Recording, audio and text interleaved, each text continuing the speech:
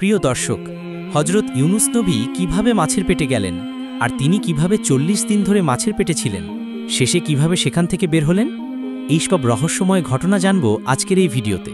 চলুন আর দেরি না করে শুরু করি আজকের ভিডিও। একদা আল্লাহ রাব্বুল আলামিন হযরত ইউনুস আলাইহিস সালামকে ওহীর মাধ্যমে জানিয়ে দিলেন, হে ইউনুস, তুমি তোমার কওমের লোকেদের নিকট হেদায়েতের জন্য তাদের দ্বীনের পথে আহ্বান করো। যদি তোমার কওমের লোকগণ হেদায়েত কবুল না করে, তবে আমি তাদেরকে সেইভাবে ধ্বংস করে দিব যেভাবে ইতিপূর্বে আদ ও সামুদ জাতিকে ধ্বংস করেছিলাম। অতঃপর হযরত ইউনুস আলাইহিস সালাম তার কওমের নিকট গিয়ে বললেন, হে আমার কওম, তোমরা স্বীকার করে নাও আল্লাহ রাব্বুল আলামিন ব্যতীত আর কোনো উপাস্য নেই। আমি তার প্রেরিত রাসূল। তোমরা দেবদেবীর পূজা পরিত্যাগ করে এক নিরাকার ও সর্বশক্তিমান আল্লাহ রাব্বুল আলামিনের উপাস্য ও ইবাদত করো এবং আমার উপদেশ ও আদেশ অনুযায়ী কাজকর্ম করো। কিন্তু কওমের লোকগণ তার কথার প্রতি কোনো কর্ণপাতই করল না, বরং তারা জবাব দিল, হে ইউনুস, তুমি যদি আমাদেরকে টুকরো টুকরো করে ফেলো, তথাপিও আমরা তোমার কথা শুনে আমাদের পূর্বপুরুষদের ধর্ম ত্যাগ করব না এবং আমরা কোনোদিনই দেবদেবীর উপাসনা ছাড়ব না। হযরত ইউনুস আলাইহিস সালাম বললেন, তোমরা যে কথা বলছো তা তোমাদের জন্য ভীষণ বিপদের কারণ হবে। তোমরা যদি আল্লাহ রাব্বুল আলামিনের প্রতি ঈমান আনো এবং আমাকে নবী বলে স্বীকার করে নাও, এটা তোমাদের দুনিয়া ও আখিরাতের উভয় জাহান্নামের কল্যাণের কারণ হবে। যদি তোমরা কল্যাণ ও মঙ্গল কামনা করো, তবে তোমাদের ভুল পথ পরিত্যাগ করে আল্লাহ রাব্বুল আলামিনের ইবাদতে লিপ্ত হও, আর নইলে অবশ্যই তোমাদের প্রতি আল্লাহ রাব্বুল আলামিনের গজব নাজিল হবে, আর আখিরাতে তোমরা অনন্তকাল ধরে দোজখের আগুনে জ্বলতে থাকবে। এমন সময় একটি লোক হযরত ইউনুস আলাইহিস সালামকে বলল, আচ্ছা ইউনুস, তুমি যে কেবল গজবের কথা বলছো, গজবটা কীরকম বস্তু একটু বলো তো শুনি। হযরত ইউনুস আলাইহিস সালাম জবাব দিলেন, গজব হলো অতর্কিতভাবে আল্লাহ রাব্বুল আলামিন তোমাদের উপর ভীষণ কোনো বিপদ আপদ অবতীর্ণ করে দিবেন। যেমন ধরো প্রবল ভূমিকম্প, জলতুফান, বন্যা ও মহাপ্লাবন, কিংবা আসমান হতে অগ্নিবৃষ্টির মাধ্যমে নানা রকমের গজব আল্লাহ রাব্বুল আলামিন তোমাদের উপর নাজিল করতে পারেন। হযরত ইউনুস আলাইহিস সালামের এই কথা শুনে অপর এক ব্যক্তি বিদ্রূপ করে বলে উঠল, আচ্ছা ইউনুস, এতগুলি গজবের মধ্যে কোনটি আমাদের উপর অবতীর্ণ হবে সেটা সঠিকভাবে বলো না। হযরত ইউনুস আলাইহিস সালাম বললেন, হে আল্লাহর বান্দা, কোনটি যে আসবে তা আমি সঠিকভাবে বলতে পারি না। এর সঠিকতা কেবলমাত্র আল্লাহ রাব্বুল আলামিনই বলতে পারেন। তবে এই বিপদগুলির যে কোনো একটি যে আসবে তাতে কোনো সন্দেহ নেই, কেননা আল্লাহ রাব্বুল আলামিন আমাকে তা জানিয়ে দিয়েছেন। হযরত ইউনুস আলাইহিস সালামের কথা শুনে সকলেই হেসে উঠল এবং তারা বলল, ইউনুস, ধোঁকাবাজ, তোমার কথার কোনো স্থিরতা নেই। এরপর তারা বলল, আচ্ছা তবে এই কথাও তো বলো, ওই গজব কোন দিন আসবে? হযরত ইউনুস আলাইহিস সালাম বললেন, কোন দিন আসবে তাও আমি সঠিকভাবে বলতে পারি না। অবশ্য এতে কোনো সন্দেহ করার কারণ নেই। কোনো না কোনো একদিন আল্লাহ রাব্বুল আলামিনের গজব হঠাৎ করে তোমাদের উপর এসে পড়তে পারে, যদি না তোমরা আল্লাহ রাব্বুল আলামিনের প্রতি ঈমান আনয়ন করো। অবাধ্য কাফেরা তার কথা শুনে আবার অট্টহাসি দিয়ে উঠল। কেউ কেউ হযরত ইউনুস আলাইহিস সালামকে পাগল ও মূর্খ বলে তার গায়ে তুথু নিক্ষেপ করতে লাগলো, আবার কেউ তার গায়ে ইট নিক্ষেপ করতে লাগলো। অতঃপর হযরত ইউনুস আলাইহিস সালাম ব্যথিত মনে তাদের নিকট থেকে উঠে চলে গেলেন। তাদের এইরূপ ব্যবহারের কারণে হযরত ইউনুস আলাইহিস সালাম খুবই ব্যথিত হয়েছিলেন, কেননা তিনি যাদেরকে সৎ উপদেশ দিচ্ছিলেন তারা তো তার উপদেশের প্রতি কর্ণপাত করছেই না, উপরন্তু তারা তাকে বিদ্রূপ ও উপহাস করছে। এভাবে তিনি তার কওমের লোকেদেরকে একাধারে ৪০ বছর পর্যন্ত দাওয়াত দিলেন, কিন্তু তার এই দাওয়াত ও প্রচেষ্টা সম্পূর্ণ ব্যর্থতায় পর্যবসিত হল। কোনো মানুষ আল্লাহ রাব্বুল আলামিনের প্রতি ঈমান আনয়ন করল না। অতঃপর হযরত ইউনুস আলাইহিস সালাম আল্লাহ রাব্বুল আলামিনের দরবারে ২ হাত তুলে প্রার্থনা জানালেন, হে মাবুদ, তুমি এই অবাধ্য লোকেদের উপর গজব নাজিল করো।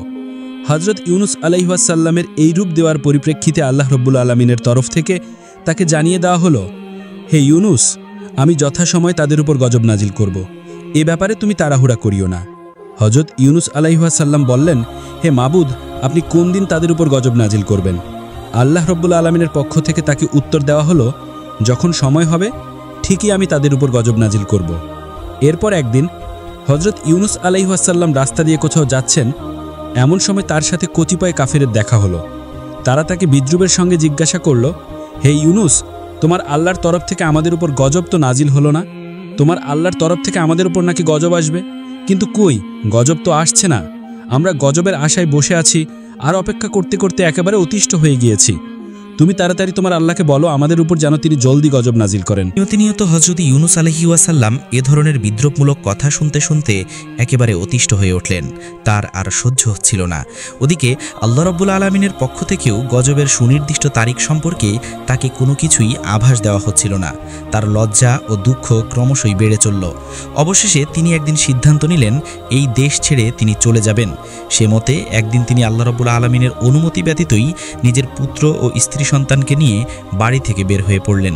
চলে যাবেন অজানা কোনো দূর দেশে। কিন্তু হযরত ইউনুস আলাইহিস সালামের এই কাজটি আল্লাহ রাব্বুল আলামিন তেমন পছন্দ করলেন না। তখন তার উচিত ছিল আল্লাহ রাব্বুল আলামিনের পক্ষ থেকে অনুমতি নেওয়ার। আল্লাহ রাব্বুল আলামিন তাকে অনুমতি দিলেন তারপর দেশ ত্যাগ করে অন্যত্রে চলে যাওয়ার। এদিকে হযরত ইউনুস আলাইহিস সালামের স্বদেশ ত্যাগ করার পরে হঠাৎ একদিন দুপুরবেলা সেই দেশে একটি ভীষণ অবস্থার সৃষ্টি হলো।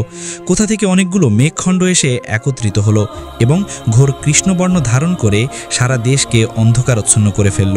দেশের লোকজন এমন দৃশ্য আর কোনোদিন দেখেনি। এই দৃশ্য দেখে তারা অত্যন্ত ভীত ও শঙ্কিত হয়ে পড়ল। দেখতে দেখতে সেই মেঘরাশির ভেতর থেকে বিদ্যুৎ চমকাতে শুরু করলো এবং কামানের গোলার নিয়ে গর্জন করে বজ্রপাত শুরু হয়ে গেল। মনে হচ্ছিল যেন সেই প্রলয়নকারী প্রবল মেঘ দুনিয়ার সব কিছুই গ্রাস করে ফেলবে।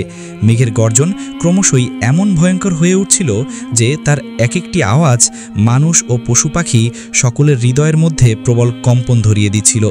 আতঙ্কে হতবুদ্ধি হয়ে মানুষ এদিক সেদিক ছোটাছুটি করতে আরম্ভ করে দিল। এই সর্বগ্রাসী বিপদ থেকে কোথায় গিয়ে আশ্রয় নিবে তারা তা ঠিক করতে পারছিল না। সকলেরই মনে হতে লাগলো যে এটা আর কিছুই নয়, হযরত ইউনুস আলাইহিস সালাম যে তাদেরকে বারবার আল্লাহর গজবের ভয় দেখিয়েছিলেন, নিশ্চয়ই এটা সেই আল্লাহ রাব্বুল আলামিনের প্রেরিত গজব। তখন তারা বুঝতে পারল হযরত ইউনুস আলাইহিস সালাম একজন আল্লাহর সত্য নবী ছিলেন এবং তার ভবিষ্যৎবাণীও সত্য ছিল। এরপরে তারা আর্তনাদ করতে লাগলো, হায় হায়, এখন আমরা কি করব? কে আমাদেরকে এই বিপদ থেকে রক্ষা করবে? হযরত ইউনুস আলাইহিস সালাম তো দেশ ত্যাগ করে চলে গিয়েছেন। দেশে থাকলে না হয় তার কাছে গিয়ে কান্নাকাটি করে তার হাত পা ধরে বলতাম, হে ইউনুস, আমরা তোমার কথা না শুনে অন্যায় করেছি, আর এখন থেকে আমরা তোমার সকল উপদেশ মেনে চলব। তুমি আল্লাহ রাব্বুল আলামিনের নিকট সুপারিশ করো যাতে তিনি আমাদেরকে এই বিপদ থেকে রক্ষা করেন।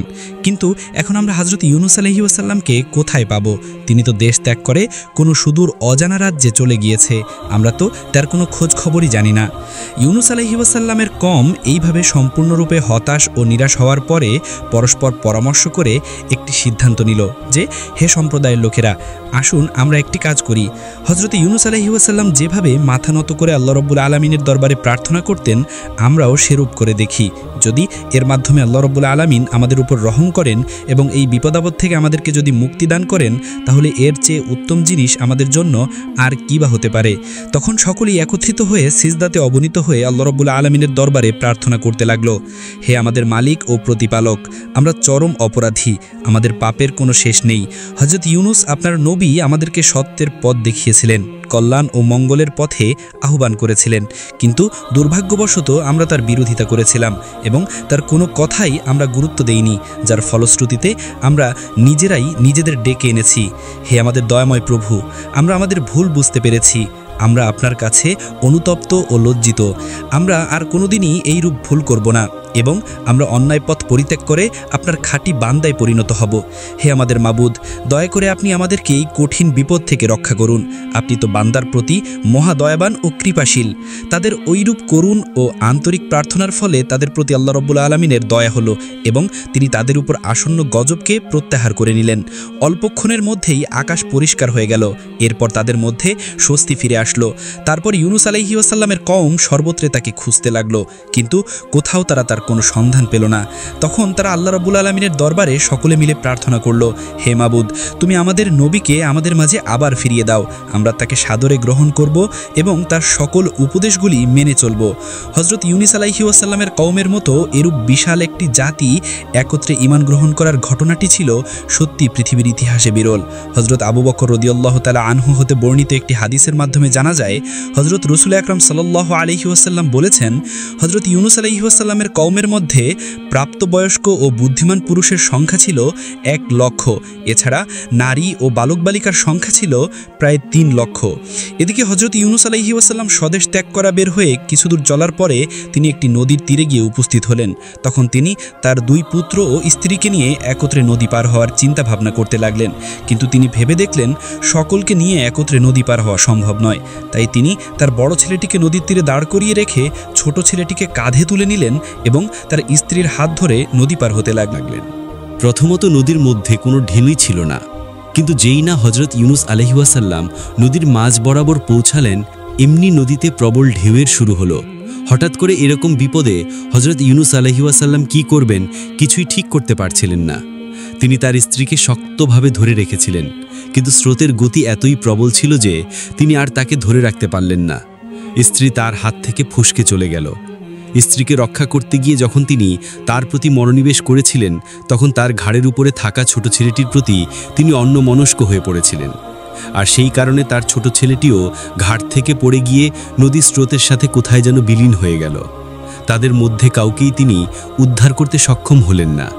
তখন নদীর পাড়ে রেখে আসা বড় ছেলেটিকে উদ্ধার করার জন্য যেই না নদীর পাড়ের নিকটবর্তী হলেন, তখন তিনি দেখতে পেলেন একটি বাঘ তার ছেলেটিকে আক্রমণ করে তাকে ধরে নিয়ে দ্রুত জঙ্গলের মধ্যে চলে গেল। তখন আর তিনি কি করবেন? এভাবেই তিনি স্ত্রী পুত্রকে হারিয়ে শোকাহত মনে একাই নদীর পাড় ধরে সম্মুখে চলতে লাগলেন। বহুদূর পথ অতিক্রম করার পর তিনি দেখতে পেলেন একটি বিরাট নদীর কোলে একটি জাহাজ নোঙর করা রয়েছে। বহু যাত্রী পূর্বে সেই জাহাজে আরোহণ করেছিল, তিনিও তাতে আরোহণ করলেন। অল্পক্ষণের মধ্যেই তা নদীর সীমানা পেরিয়ে সমুদ্রে গিয়ে উপনীত হলো। সমুদ্রে উপনীত হয়ে কিছুক্ষণ জাহাজটি ভালোই চলছিল, কিন্তু যেই না তারা সাগরের মাঝে উপনীত হলো, তখন আর সেই জাহাজটি সামনে অগ্রসর হচ্ছিল না। একই স্থানে সেটি আটকে থাকলো। জাহাজের কাপ্তান ও নাবিকেরা অনেক চেষ্টা করলেও জাহাজটিকে সামনে নিতে সক্ষম হলো না। তারা দেখল জাহাজের সব কিছুই ঠিকঠাক রয়েছে, তারপরও জাহাজ সামনে অগ্রসর হচ্ছে না। অতবার জাহাজের কাপ্তান, নাবিক এবং আরোহীগণ সকলেই অবাক হয়ে ভাবতে লাগলো যে এরূপ হওয়ার কারণ কি। ওই জাহাজে একজন ধর্মভীরু কামিল বুজুর্গ লোক ছিলেন। তিনি বললেন, নিশ্চয়ই জাহাজে এমন একজন গোলাম আছে যে তার মালিকের কাছে না বলে পালিয়ে এসেছে এবং সে এই জাহাজে আরোহণ করেছে, আর তার পাপের কারণে জাহাজ সামনে চলছে না। সেই ব্যক্তিকে যতক্ষণ পর্যন্ত জাহাজ থেকে ফেলে না দেওয়া হবে, ততক্ষণ পর্যন্ত জাহাজ বিপদমুক্ত হবে না। তখন এক এক করে জাহাজের প্রত্যেক আরোহীর কাছে জিজ্ঞাসা করা হলো যে, তোমাদের মধ্যে কি কেউ এমন আছো যে তার মালিকের অনুমতি ব্যতীত পালিয়ে এসেছো? কিন্তু সকল যাত্রীরা এই কথা অস্বীকার করল। তখন হজরত ইউনুস আলাইহি ওয়াসাল্লাম ভাবতে লাগলেন যে, আমি তো মনিবের নিকট না বলে পালিয়ে এসেছি। আমি আমার মহান প্রতিপালক সর্বশ্রেষ্ঠ আল্লাহ রব্বুল আলামিনের অনুমতি না নিয়েই স্বদেশ ত্যাগ করে বিদেশের পথে রওনা করেছি। আমার মতো এত বড় পাপী আর কে হতে পারে? এই কথা চিন্তা করে তিনি জাহাজ কর্তৃপক্ষের নিকট গিয়ে বলেন, আমি আমার মালিকের নিকট না বলে পানি এসেছি। আপনারা আমাকে সাগরে ফেলে দিন। আমাকে সাগরে নিক্ষেপ করা হলে জাহাজ চলতে শুরু করবে এবং আপনারা সকলেই বিপদমুক্ত হয়ে যাবেন। ইউনুস আলাইহি ওয়াসাল্লাম এই কথা বললেও তার লাবণ্যময় চেহারা দেখে কেউই বিশ্বাস করতে পারল না যে তিনি কারো গোলাম হতে পারেন। কোনো গোলামেরই আচরণ এবং কথাবার্তা এরূপ হতে পারে না, বরং তাকে সকলেই বিশেষ কোনো সম্ভ্রান্ত লোক বলে মনে করতে লাগলো।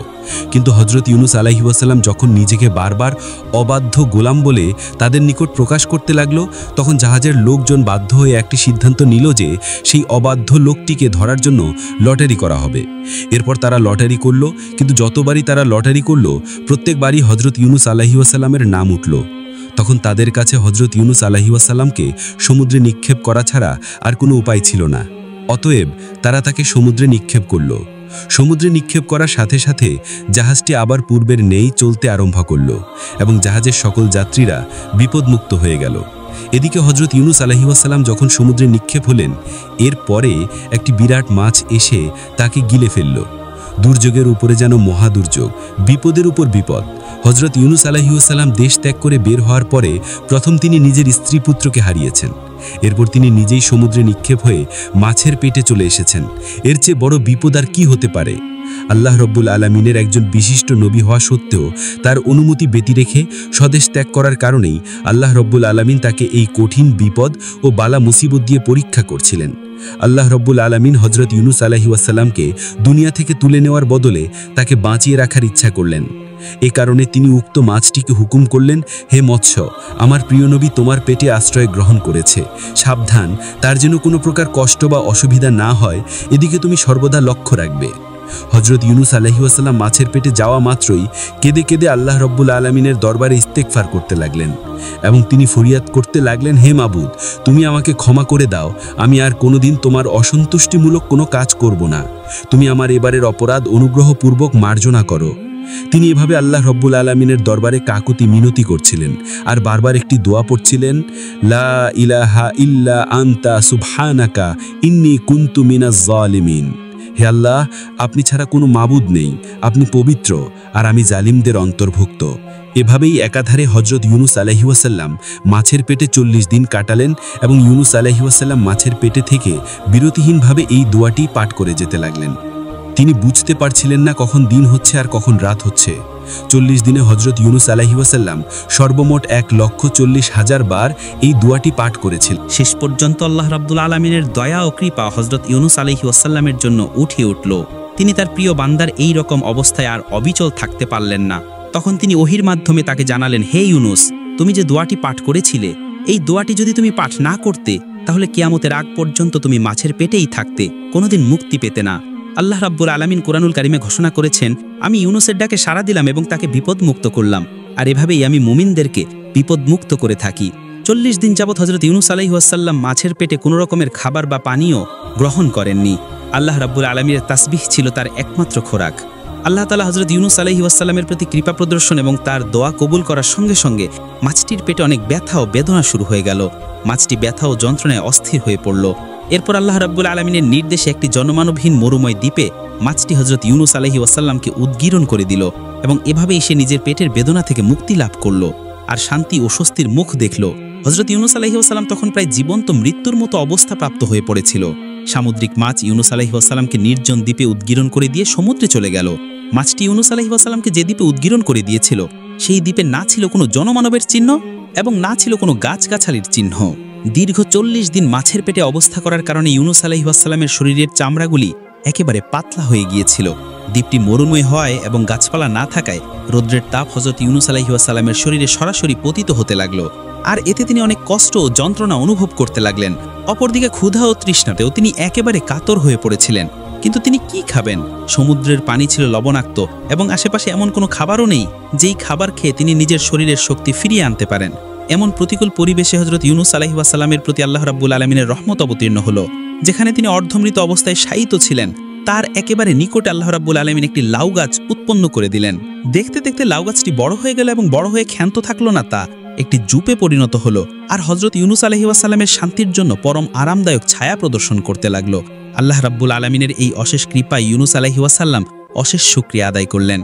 সেই অবস্থানে বিশ্রাম করে তার প্রাণ শীতল হয়ে গেল। একটু পরেই তিনি দেখতে পেলেন সেই গাছে কতগুলি ফল ধরল। দেখতে দেখতে সেই ফলগুলি বড় হলো। এই ফলগুলি দেখতে লাউয়ের মতো হলেও সেগুলো ছিল অত্যন্ত মিষ্ট ও সুস্বাদু। তার মধ্য থেকে আল্লাহ রাব্বুল আলামিন একটি ফল হযরত ইউনুস আলাইহিস সালামকে ভক্ষণ করার ব্যবস্থা করে দিলেন। সেই ফলটি ভক্ষণ করে ইউনুস আলাইহিস সালাম দেখলেন এমন সুমিষ্ট ও সুস্বাদু ফল তিনি জীবনে আর কখনো ভক্ষণ করেননি, কারণ এটি ছিল জান্নাতি ফল। এভাবেই আল্লাহ রাব্বুল আলামিন তার ক্ষুধা দূর করলেন।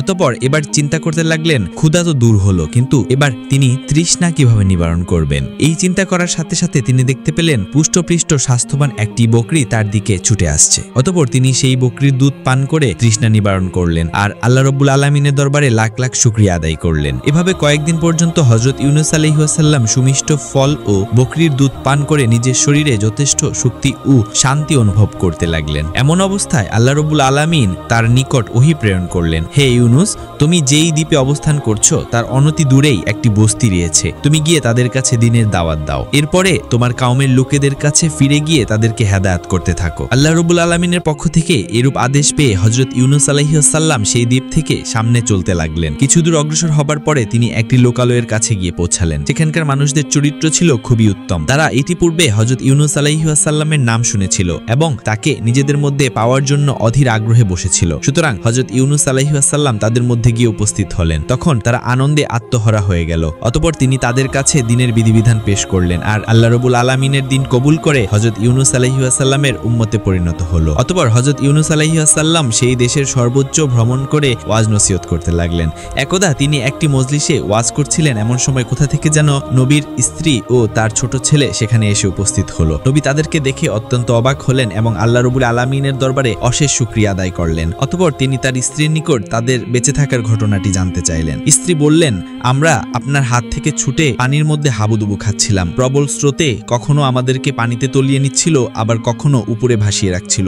আমরা অত্যন্ত ভীত হয়ে পড়েছিলাম। এভাবে কয়েক ঘন্টা চলার পরে আমাদের পায়ের নিচে মাটি আসলো, তখন আমরা সেখানে সোজা হয়ে দাঁড়ালাম আর এর মধ্যে স্রোতের প্রবলতা কিছুটা কমে গেল। একটু পরে আমরা দেখতে পেলাম সেখানকার পানি সম্পূর্ণরূপে শুকিয়ে গিয়েছে। তখন আমরা সেখান থেকে উঁচু স্থানের দিকে হাঁটতে লাগলাম। কিছু দূর হাঁটার পরে আমাদের সাথে কয়েকজন মানুষের দেখা সাক্ষাৎ হলো। তারা আমাদেরকে অসহায় অবস্থায় দেখে আমাদের নিকট আসলো এবং আমাদের পরিচয় জিজ্ঞাসা করলো। আমি তখন আপনার নাম বলে পরিচয় দিলাম। তারা আমাদেরকে যথেষ্ট সম্মান প্রদর্শন করে তাদের সঙ্গে নিয়ে চললো। আমরা তাদের সাথে তাদের বাড়িতে গিয়ে পৌঁছালাম। তারা আমাদেরকে সেখানে আশ্রয় দিল এবং আমাদের থাকা খাওয়ার সম্পূর্ণ ব্যবস্থা করে দিল। এভাবেই দিন চলছিল। একদিন আমি স্বপ্নে দেখলাম একজন শুভ্র পোশাক পরিহিত ব্যক্তি আমাকে বলছে, হে নবীর স্ত্রী, তোমার স্বামীর উপর আল্লাহ রাব্বুল আলামিনের পরীক্ষা শেষ হয়েছে। অল্প দিনের মধ্যেই তার সাথে তোমার সাক্ষাৎ হবে এবং আল্লাহ রাব্বুল আলামিন তোমাদের সুখের দিন ফিরিয়ে দিবেন। এরপর একদিন আমরা জানতে পারলাম যে আপনি এই লোকালয়ে আগমন করেছেন আর এই খবর পেয়েই আমরা আপনার কাছে এসে উপস্থিত হলাম। স্ত্রীর মুখে এই কাহিনী শুনে নবী অনেক খুশি হলেন এবং আল্লাহ রাব্বুল আলামিনের দরবারে লাখ লাখ শুকরিয়া আদায় করলেন। একদিন পর হযরত ইউনুস আলাইহিস সালাম এক বৈঠকে বসে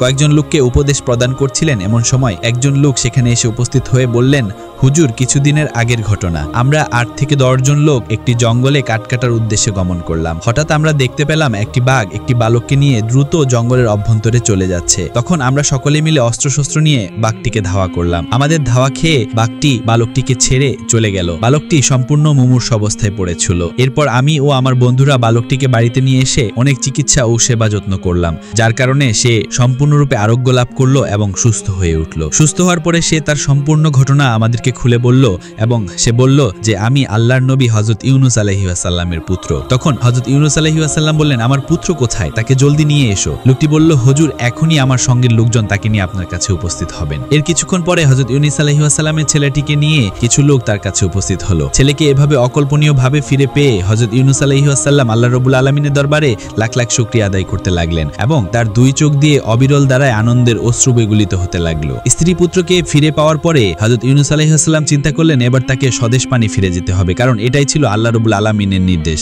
অতঃপর তিনি সেই দেশের লোকজনকে বিদায় জানিয়ে স্বদেশের পথে গমন করেন। প্রিয় দর্শক, এই ছিল মহান আল্লাহর এক প্রিয় নবীর কাহিনী, যার ধৈর্য, তওবা আর আল্লাহর প্রতি ভরসা আজও আমাদের জন্য বড় শিক্ষা। আমরা যেন ইউনুস আলাইহিস সালামের মতো বিপদে পড়ে আল্লাহকে ডাকি, তাওবা করি, ধৈর্য ধরি, এই দোয়া করি আল্লাহর দরবারে।